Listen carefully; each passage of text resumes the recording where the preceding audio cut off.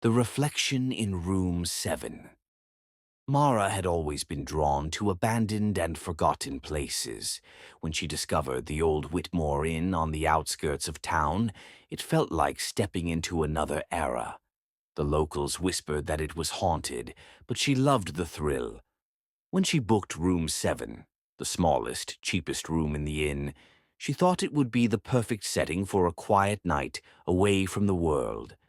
The room was even smaller than she imagined: a narrow bed with a frayed quilt, a single wooden dresser with a cracked mirror, and a window that rattled when the wind blew. She unpacked slowly, noticing how the shadows in the corners seemed to stretch longer than natural, and how the mirror reflected her a fraction of a second after she moved.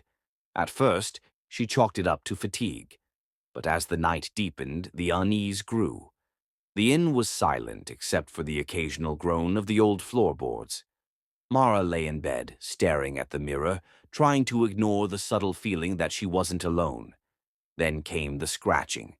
Light at first, like fingernails on wood, then louder, closer, inside the room. Mara sat up, heart hammering. The mirror shimmered strangely. Her reflection was still lying in bed, staring at her with eyes that seemed heavier, darker. She blinked and her reflection didn't move. Slowly, it lifted a hand and waved.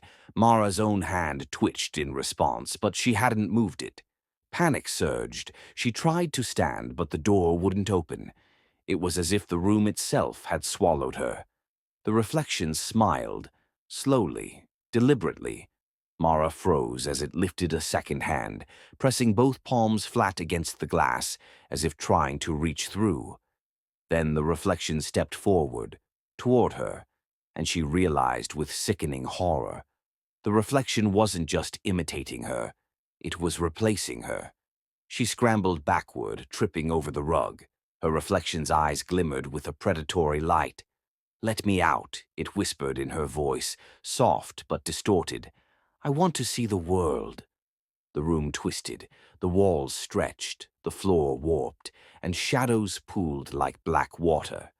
Mara's reflection moved closer, pressing its face against the glass, its lips moving in perfect mimicry.